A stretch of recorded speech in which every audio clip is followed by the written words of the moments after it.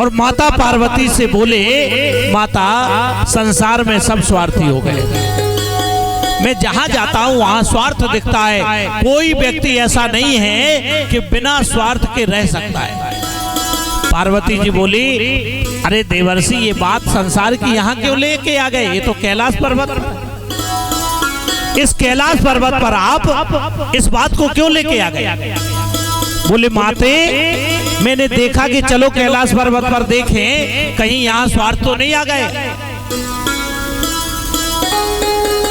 अब पार्वती जी को लगा कि मेरे गुरु हैं, ये कोई बात ऐसे तो बोलेंगे नहीं, कहीं ना कहीं कोई बात तो देखी होगी। बोले नारद जी, देवर्षि आप बताइए क्या आपने देखा कैलाश पर। बोले रहने दो माता, कोई बात नहीं, मैं सोच रहा था संसार में ही है स्वार्थ, यहां भी स्वार्थ आ गया। अब तो पार्वती जी को लगा कि नहीं नहीं, अब तो जानना चाहिए कि स्वार्थ क्या है, हमारे यहां स्वार्थ हो ही नहीं सकता। माते हमें और कहीं नहीं दिख रहा, हमें तो लगता है शंकर भगवान भी स्वार्थी हो गए। बोले बस एक बात नहीं सुनेंगे हम, पति के खिलाफ एक बात मत बोलना देवर्षि, ये ठीक नहीं है, भली आप मेरे गुरु हैं लेकिन मैं आपकी बात नहीं मानूंगी क्योंकि पति के खिलाफ नहीं बोलना। बोले छोड़ो माता, मुझे क्या करना। नारद जी जाने लगे, लेकिन जानती थी कि कोई बात देवर्षि ऐसे नहीं बोल सकते हैं, कहीं ना कहीं कोई राज है। बोले अच्छा बताओ मेरे पति में कहाँ स्वार्थ। बोले नहीं छोड़ो माता, आपको तो पूछना ही नहीं। बोले नहीं महाराज बताओ। बोले माता आपके पति आपसे प्रेम नहीं करते। अब तो माता को क्रोध आ गया थोड़ा सा। बोले मुझे प्रेम नहीं करते, मेरे इतने जन्म हुए, हर जन्म में उन्होंने मेरे साथ विवाह किया। कल आपने परम पवित्र त्योहार क्या मनाया, महाशिवरात्रि। महाशिवरात्रि का मतलब ही है शिव और शक्ति का मिलन। ऐसे मनाने से काम नहीं चलेगा, हर वर्ष मनाते रहोगे। जब तक अपनी अंदर जो आत्मा है, शक्ति है, जब तक शिवत्व से मिलन नहीं कर लोगे तब तक आप मनाने से कोई फायदा नहीं है। जो सत्ता संसार में है उससे मिलन करना ही महाशिवरात्रि का त्योहार है। बोले माता स्वार्थ यहाँ भी देख रहे हैं। बोले कहाँ। बोले कभी अपने पति से पूछना। बोले तुम बड़ी भोली हो, तुम्हें क्रोध आ गया। अच्छा एक बात बताओ, मास्टर की पत्नी को क्या कहते हैं। मास्टर, देखो सब लोग कह रहे मास्टर ने, भली सोचा है अंगूठा छाप, लेकिन क्या कहेंगे। और डॉक्टर की पत्नी को, डॉक्टर की पत्नी को डॉक्टर नहीं, भली सो एक टेबलेट देना नहीं जानती हो, लेकिन वो फ्री में मास्टर नहीं बन जाती है और फ्री में वो डॉक्टर नहीं बन जाती। मास्टर की पत्नी को मास्टर नहीं और डॉक्टर की पत्नी को डॉक्टर नहीं, और भोले की भोला की पत्नी को, भगवान भोले को क्या कहते हैं, भोले, भोले की पत्नी को भोली। माता तुम बड़ी भोली हो, तुम जानती नहीं हो ये शंकर जी भी स्वार्थी हैं, ये तुमसे प्रेम नहीं करते, झूठा नाटक करते। पार्वती जी को बात जम गई। बोले कैसे देवर्षि। बोले पूछ लेना, ये गले में जो मुंडों की माला है ये किसकी है।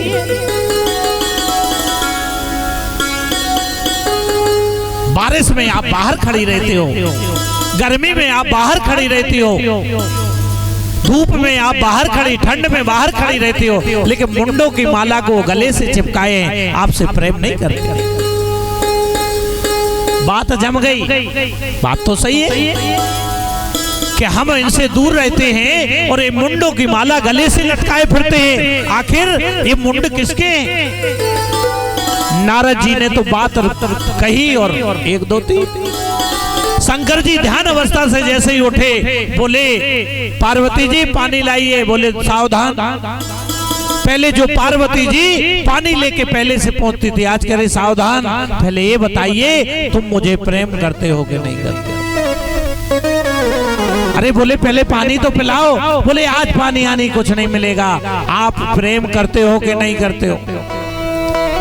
आज भगवान शंकर जी समझ गए कि आज तक ऐसी बात नहीं पूछी, निश्चित कोई कारण है। ध्यान लगा के देखा तो नारद जी गेट से बाहर निकलते जा रहे थे। बोले धन्य है नारद जी,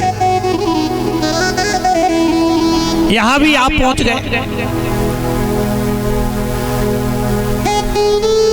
लेकिन मन ही मन प्रसन्न है कि आज तेरा कल्याण होने वाला है। 107 जन्म तक तूने ये बात नहीं पूछी कि मुंडों की माला किसकी है, लेकिन आज तेरे मन में आ गया तो निश्चित किसी संत ने बताया होगा कि मुंडों की माला पूछ लेना।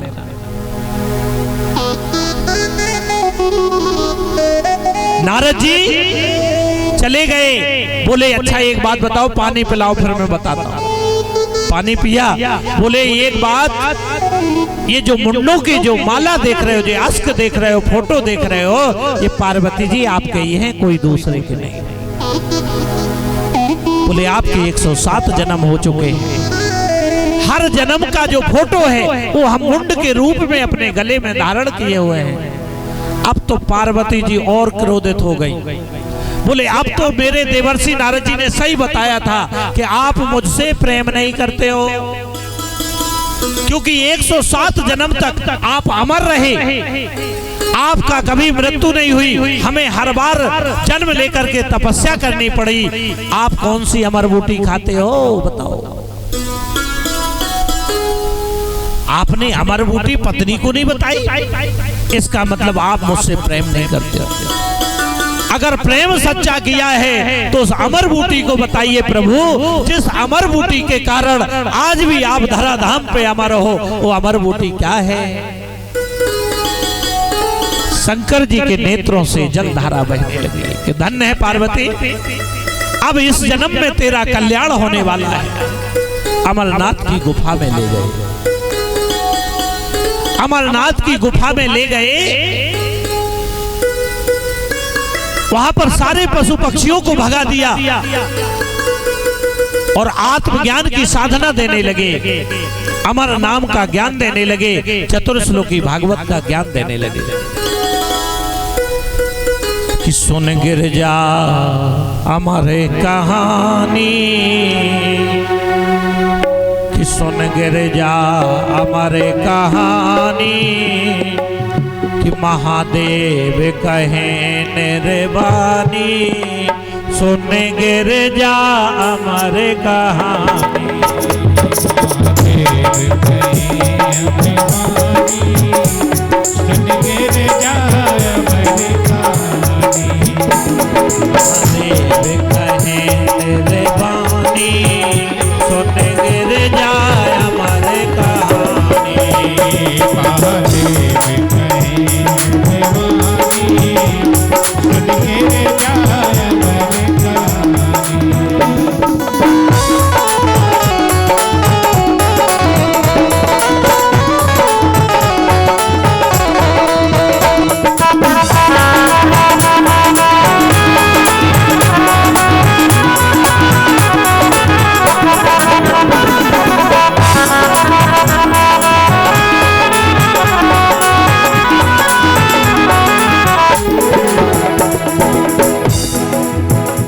जब प्राण अपान मिलावे, जब प्राण अपान मिलावे, तब कुंडलनी उठ जावे, तब कुंडलनी उठ जावे। जब प्राण अपान मिलावे, जब प्राण अपान मिलावे, तब कुंडलनी उठ जावे, तब कुंडलनी उठ जावे। चढ़े सुनने से कर में प्राणी, सुन गिर जाया अमर कहानी। चढ़े सुनने से कर में प्राणी, सुन गिर जाया अमर कहानी। महादेव कहे निर्वाणी, सुन गिर जाया अमर कहानी।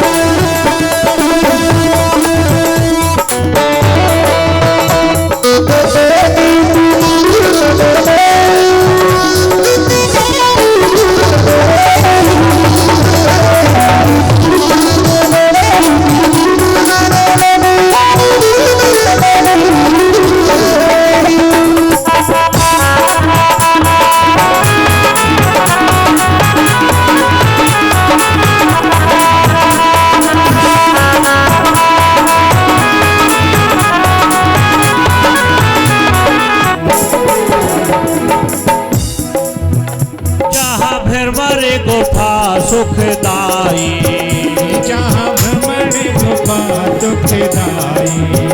योगी जन ध्यान लगाई, योगी जन ध्यान लगाई। जहाँ भ्रमर गुफा सुखदाई, जहाँ भ्रमण गुफा सुखदाई। योगी जन ध्यान लगाई, योगी जन ध्यान लगाई।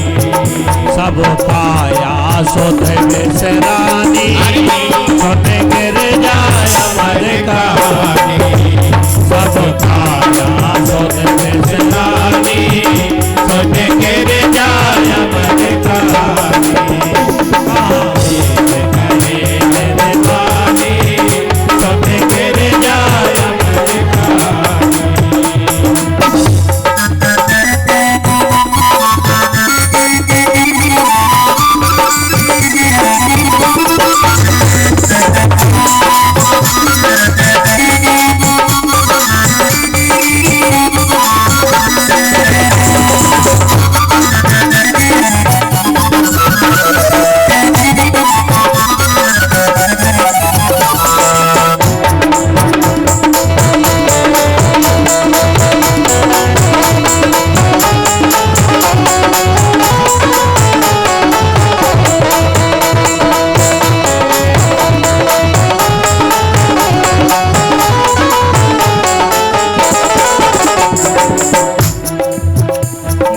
जीव कलेवर मानी, नहीं जीव कलेवर मानी।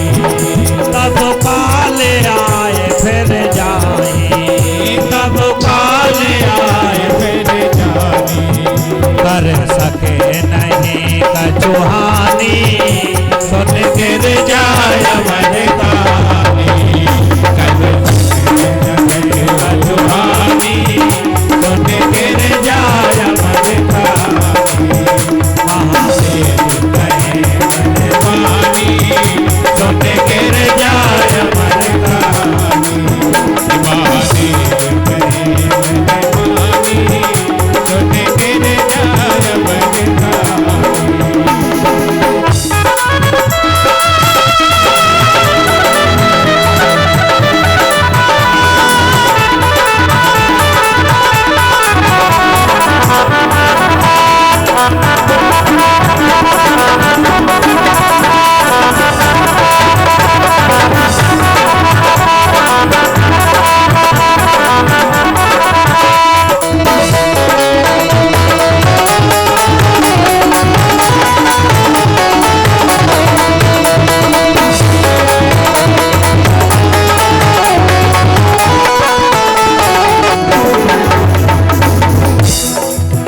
तब योगी प्राण उतारे, तब